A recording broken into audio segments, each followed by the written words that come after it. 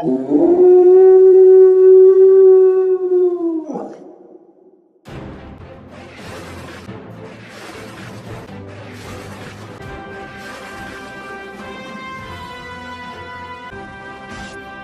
cidade de Vale Sombrio era um daqueles lugares esquecidos no mapa, cercado por uma densa floresta e cortado por ruas estreitas de paralelepípedos que rangiam sob os pés dos moradores.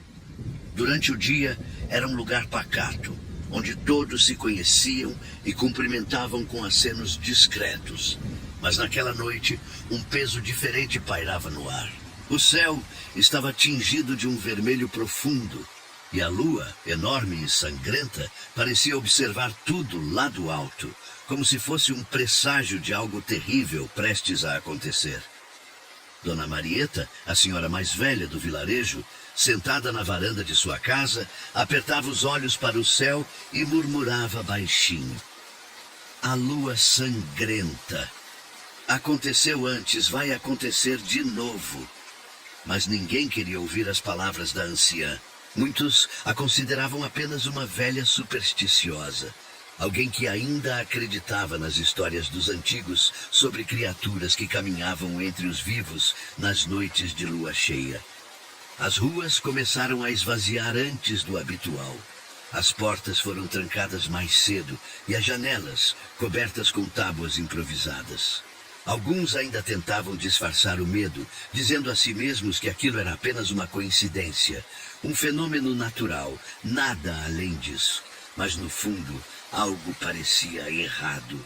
Os cães da cidade, normalmente inquietos, estavam estranhamente silenciosos. Nenhum latido, nenhum uivo distante. Apenas o som do vento cortando as ruelas desertas.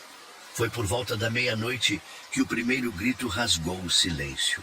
Um som desesperado, de puro terror, vindo da casa na beira da floresta. Os vizinhos, que ainda estavam acordados, se encolheram em suas camas com o coração disparado. Ninguém ousou sair para ver o que acontecia. Então veio outro grito, e mais outro. O ar ficou carregado com o cheiro de algo metálico, algo que enjoava e deixava o corpo em alerta. Na manhã seguinte, a cena era de puro horror.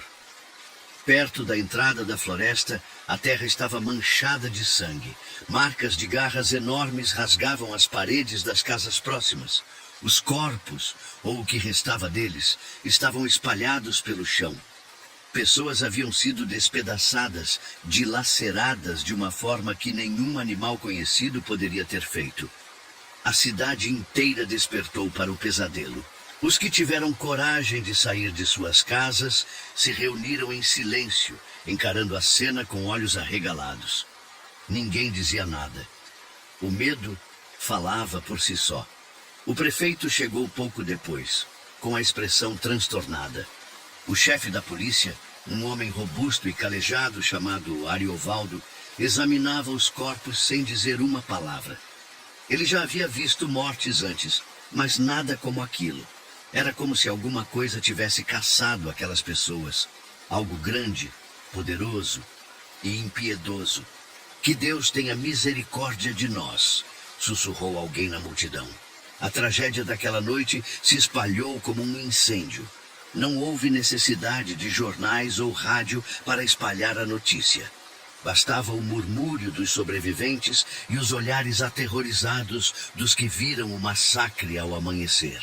Vale Sombrio, antes um lugar pacato, agora respirava medo. O prefeito tentou organizar um discurso na praça central, mas suas palavras soavam vazias. Ele falava em reforçar a segurança, em patrulhas noturnas, em um possível animal selvagem vindo da floresta. Mas ninguém acreditava. Não depois daquilo. Um animal poderia atacar uma pessoa, talvez até duas, mas não faria o que foi feito. Não deixaria rastros de destruição daquela maneira. E as marcas eram grandes demais, fundos cortes em paredes de concreto, rastros profundos no chão de terra. A polícia local fez o que pôde. Ariovaldo, que já não era um homem de muitas palavras, ficou ainda mais calado. Inspecionou as marcas, observou os corpos, mas não conseguia dar uma explicação concreta. Ele não era tolo. Sabia que os moradores esperavam uma resposta, algo que lhes trouxesse um fiapo de segurança. Mas como dizer que nem ele entendia o que havia acontecido? A cidade começou a mudar. As pessoas se trancavam em casa antes do pôr do sol. As ruas, antes movimentadas, ficavam vazias ao anoitecer. As crianças, antes livres para correr e brincar, agora eram mantidas dentro de casa sob olhares vigilantes de seus pais. O comércio começou a fechar mais cedo e o silêncio da noite se tornou ainda mais opressor. Mas o pior não era isso. O pior era o que ninguém falava em voz alta. A pergunta que pairava no ar como um fantasma. E se o monstro ainda estivesse aqui? Na pequena igreja no centro da cidade, o padre rezava mais do que o habitual. Seu rosto, antes sereno, agora trazia olheiras profundas. Os mais religiosos tentavam encontrar conforto na fé, mas até mesmo as preces pareciam incapazes de dissipar a sombra que se instalara sobre Vale Sombrio. Algumas famílias decidiram partir, fizeram as malas e fugiram sem olhar para trás. Outros, teimosos ou presos à terra que chamavam de lar, optaram por ficar. Mas todos, sem exceção, dormiam com portas trancadas, janelas lacradas e uma sensação sufocante de que algo ou alguém os observava. E então vieram os rumores. Dona Marieta, a anciã da cidade, jurava ter visto olhos brilhantes entre as árvores na noite anterior. O filho do padeiro disse ter ouvido uivos profundos e longos vindo da mata. Alguns acreditavam, outros zombavam, até perceberem que as noites estavam ficando mais longas e mais frias, como se a própria cidade estivesse mergulhando em um pesadelo sem fim. E assim, Vale Sombrio se transformou, não apenas no cenário de uma tragédia, mas em um lugar onde o medo se tornou rotina. A incerteza corroía os moradores por dentro. Não sabiam quando, nem onde, mas todos tinham certeza de uma coisa. Isso iria acontecer de novo. E ninguém estaria preparado. Nos dias seguintes, o silêncio tomou conta de Vale Sombrio. Não era um silêncio comum, mas algo opressivo, como se a própria cidade prendesse a respiração.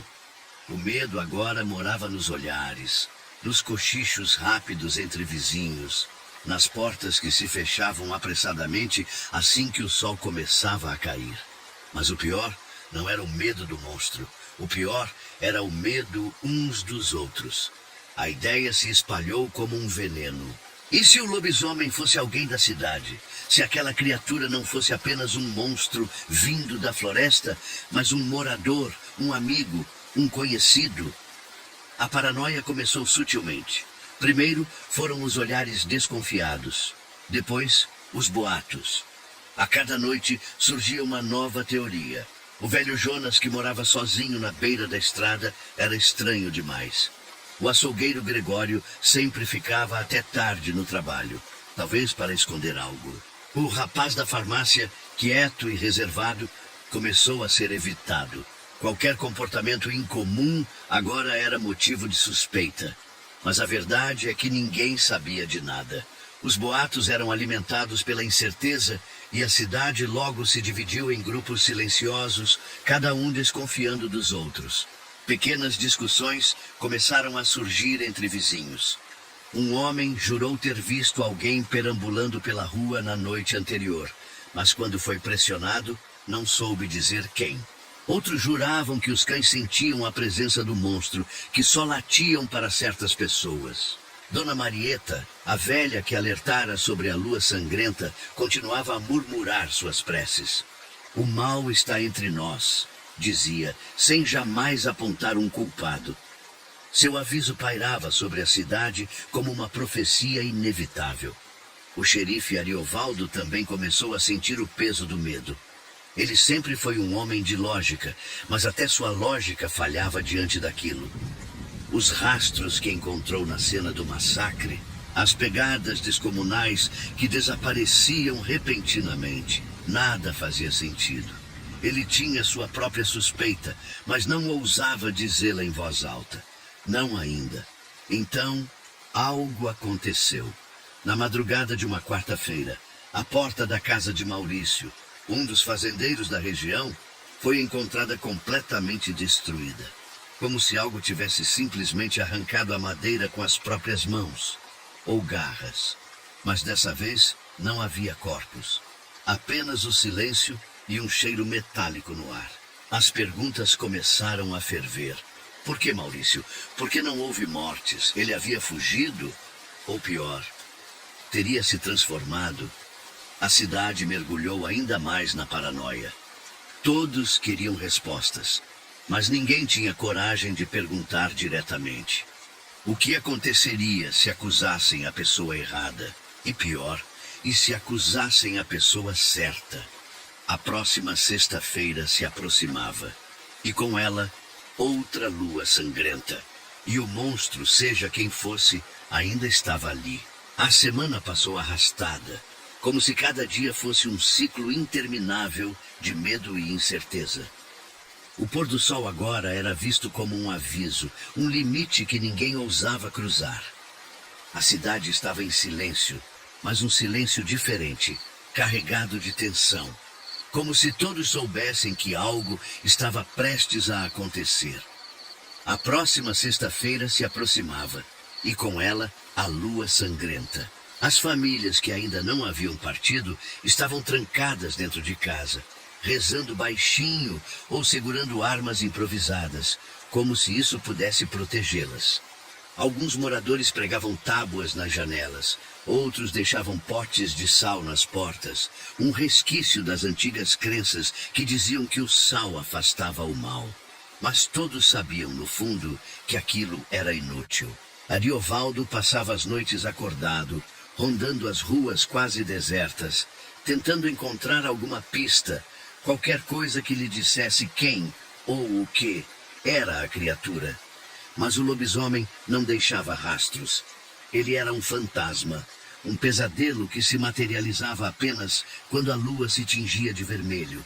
E então chegou a sexta-feira. Desde o amanhecer, o ar estava estranho. O vento soprava mais frio, os pássaros pareciam evitar a cidade e um silêncio pesado se instalou. Os poucos comércios que ainda funcionavam fecharam ao meio-dia. As ruas estavam vazias antes mesmo do entardecer. O céu começou a mudar lentamente. À medida que o sol se punha no horizonte, a lua surgiu. E com ela, o terror. Vermelha, enorme, dominava os céus como um olho maligno observando a cidade. E com a primeira sombra da noite, veio o primeiro uivo. Longo, profundo, carregado de uma fome insaciável. Dentro das casas, as pessoas tremiam. Algumas choravam, outras rezavam. O som dos uivos se multiplicava, reverberando pelas ruas vazias. Alguém gritou ao longe, mas o som foi rapidamente silenciado. Então, as portas começaram a ceder. Uma a uma, foram arrebentadas como se fossem feitas de papel. Passos pesados ecoavam entre as construções, acompanhados por um grunhido baixo, ameaçador. O cheiro de sangue se espalhava pelo ar antes mesmo do primeiro corpo cair. E o massacre começou. Gritos cortavam a noite enquanto a cidade se tornava um campo de caça. A criatura não apenas matava, ela se divertia. Arrastava alguns para a escuridão, despedaçava outros no meio da rua, espalhando vísceras pelo chão. Mas havia algo ainda pior do que a morte, a incerteza. Porque naquele momento, ninguém mais sabia quantos monstros estavam à solta. Ninguém sabia se ainda estavam enfrentando apenas um lobisomem, ou se já era tarde demais. O cheiro de sangue pairava no ar como uma neblina densa.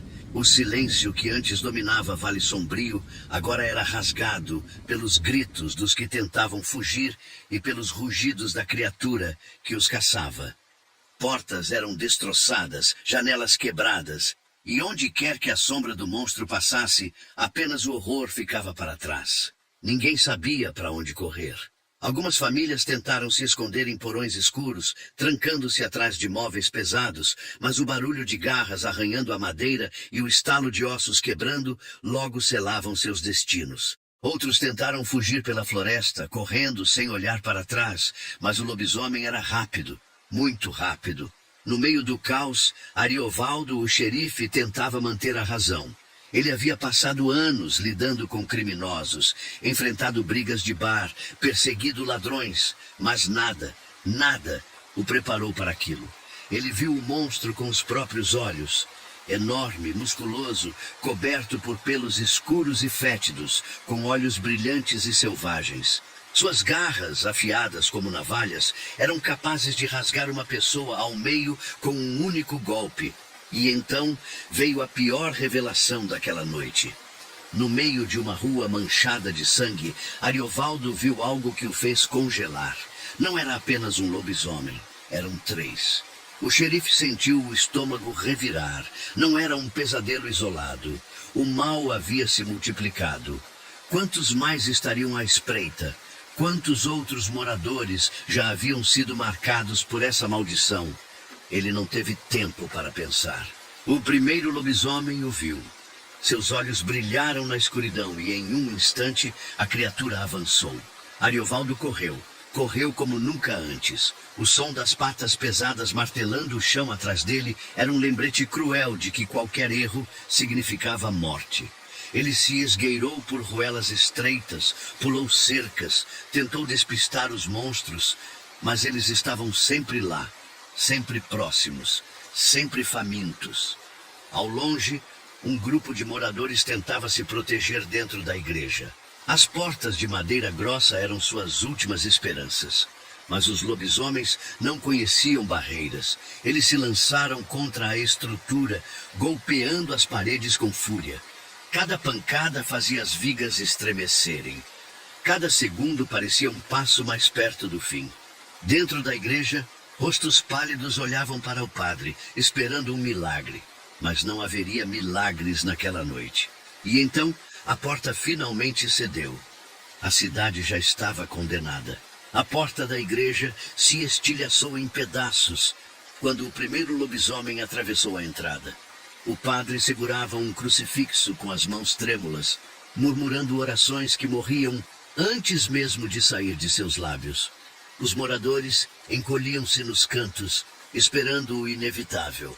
O cheiro de medo era quase tão forte quanto o de sangue. Ariovaldo não conseguiu chegar a tempo. Ele viu a cena acontecer do lado de fora, parado no meio da rua, incapaz de fazer qualquer coisa. Um a um, os gritos foram silenciados. O som de carne sendo rasgada, ossos se partindo e o rugido faminto das criaturas tomaram conta do lugar sagrado. A cidade inteira já estava tomada. As poucas luzes que ainda brilhavam se apagaram conforme as casas eram destruídas. Os corpos se empilhavam e a poeira misturada ao sangue cobria as ruas como um manto de morte. Os que tentaram fugir para a floresta desapareceram entre as árvores, suas vozes sumindo no vento frio. Quando o primeiro raio de sol rompeu o horizonte, o silêncio voltou. Não havia mais gritos, não havia mais passos apressados ou pedidos de socorro. Só restava o vazio.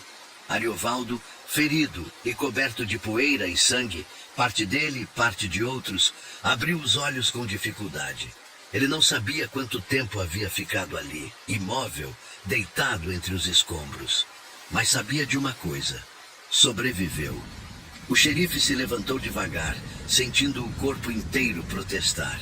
Olhou ao redor e percebeu que não havia mais ninguém, nenhuma alma viva. O único som era o farfalhar das árvores, como se a própria floresta sussurrasse o fim de Vale Sombrio. Ele cambaleou pela cidade devastada. As casas estavam destruídas, os corpos espalhados como marionetes sem cordas. O sangue seco pintava as ruas como um lembrete do massacre. Mas então, ele viu algo que fez o coração parar. Pegadas, muitas delas, indo para direções diferentes. Algumas seguindo para a floresta, outras em direção às estradas que levavam para outras cidades. E foi nesse momento que Ariovaldo entendeu. Eles se foram, mas não para sempre. Eles estavam espalhados agora. Outros moradores começaram a sair de suas casas, os que ficaram salvos. Muitos não acreditavam no que estavam vendo. Foi um verdadeiro show de horrores. Os lobisomens famintos foram embora para a floresta, e restou apenas o medo e a apreensão de quando isso iria acontecer novamente. A cidade tentou voltar ao normal. Alguns fugiram e outros ficaram reconstruindo a cidade. Hoje em dia, os ataques são só lendas. Desde o último nunca mais se viu e nem ninguém gosta de comentar sobre os lobisomens. Mas fica a dúvida. Quando eles voltaram? E se eles vão voltar ainda? Todas as noites de lua cheia, as pessoas se trancam e ficam escondidas em porões nas suas casas. Nunca se sabe quando os monstros irão atacar. E em breve, muito em breve, a lua sangrenta voltaria a brilhar novamente.